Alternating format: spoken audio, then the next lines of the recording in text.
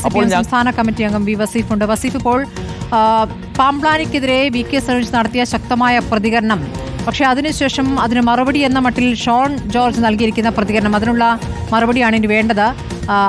BJP സഭയെ വേട്ടയാടിയാൽ, ബിഷപ്പുമാരെ വേട്ടയാടിയാൽ BJP കയ്യും കെട്ടി നോക്കി നിൽക്കില്ല എന്നും നിങ്ങൾ കുഴലൂത്ത് നടത്തുന്നത് പൊളിറ്റിക്കൽ ഇസ്ലാമിന് വേണ്ടിയാണ് എന്നുമാണ് ഇപ്പോൾ BJP vice president Shone George പറഞ്ഞിരിക്കുന്നത്. എന്താണ് വസീഫ് മറുപടി? സത്യത്തിൽ അതിനൊന്നും മറുപടി അർഹിക്കുന്നില്ല. കേരളത്തിലെ BJP ഇപ്പോ ഈ സംഘപരിവാർ സംഘടനകൾ എന്താണെന്ന് പോലും അറിയാത്തവരുടെ കൈകളിലാണുള്ളത്. എന്താണ് സംഘപരിവാരത്തിന്റെ ആശയം, എന്താണ് അവർ മുന്നോട്ട് വെക്കുന്ന രാഷ്ട്രീയം, അവർ ഓരോ സംസ്ഥാനത്തും എടുക്കുന്ന നിലപാടുകൾ എന്താണ് എന്നൊന്നും കൃത്യമായി അറിയാത്തവരാണ്. അല്ലെങ്കിൽ അറിഞ്ഞിട്ടും അതൊന്നും പുറത്ത് കാണിക്കേണ്ടതില്ല എന്ന് കരുതുന്നവരാണ് ഇന്ന് ചില നേതാക്കന്മാരായി BJPക്ക് വന്നിരിക്കുന്നത്. മറ്റു പലരും BJPക്ക് വേണ്ടി വാദോരാതെ സംസാരിച്ചുകൊണ്ടിരുന്ന BJPയുടെ ആദർശങ്ങൾ, ഈ സംഘപരിവാർ ആശയങ്ങളെല്ലാം മുറുകെ പിടിച്ചിരുന്ന ആളുകളൊക്കെ ഇപ്പോൾ BJPക്ക് പുറത്താണ്. അതുകൊണ്ട് തന്നെ ചിലപ്പോൾ ഇവർക്കിത് മനസ്സിലായി കാണില്ല. ഛത്തീസ്ഗഡിൽ നടക്കുന്ന സംഭവം എന്താ, ഞങ്ങൾ എന്താ പറഞ്ഞത്? ഞങ്ങൾ മാത്രമല്ലല്ലോ, രാജ്യത്തെ മതനിരപേക്ഷത ആഗ്രഹിക്കുന്ന, മതേതരത്വം ആഗ്രഹിക്കുന്ന സകല മനുഷ്യരും സംഘപരിവാർ സംഘടനകളുടെ അക്രമങ്ങൾക്കെതിരെ, ന്യൂനപക്ഷ വേട്ടക്കെതിരെ ശക്തമായ നിലപാട് സ്വീകരിക്കുക. അങ്ങനെ നിലപാട് സ്വീകരിക്കുന്ന സമയത്ത് രാജ്യത്ത് വർഗീയ ധ്രുവീകരണത്തിന് ബോധപൂർവം ശ്രമിച്ചുകൊണ്ടിരിക്കുന്ന BJP കേരളത്തിൽ അവർ ഒരു കുറച്ച് മുഖംമൂടി അണിഞ്ഞവരെ അങ്ങ് അണിനിരത്തുക BJPയുടെ നേതൃത്വത്തിലേക്ക്.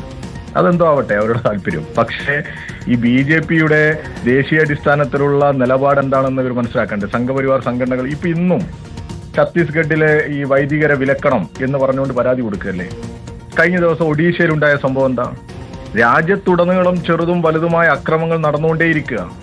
ആ സാഹചര്യത്തിൽ ഇങ്ങനെ കേക്കുമായി കൊണ്ടുവന്ന് കേരളത്തിൽ എന്തോ ഒരു രാഷ്ട്രീയ മുന്നേറ്റം ഉണ്ടാക്കണം, ഇവിടെ കുറച്ച് കുഴപ്പങ്ങൾ ഉണ്ടാക്കി ഈ കുറച്ച് വോട്ടുകളൊക്കെ എളുപ്പത്തിൽ സമാഹരിച്ച് ഞങ്ങൾക്കൊരു അല്പം മുന്നേറ്റം ഉണ്ടാക്കണം എന്നുള്ള പ്രതീക്ഷയിൽ നടത്തുന്ന സ്റ്റേറ്റ്മെന്റുകളായി ഇതിനെയൊക്കെ കണ്ടാൽ മതി.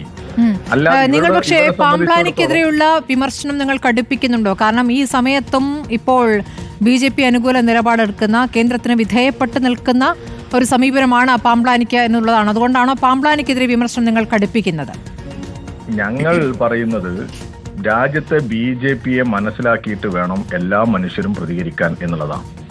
അത് എല്ലാ വിഭാഗം ജനങ്ങളും അങ്ങനെ പ്രതികരിക്കണം എന്ന് ആഗ്രഹിക്കുന്നവരാ ഞങ്ങൾ.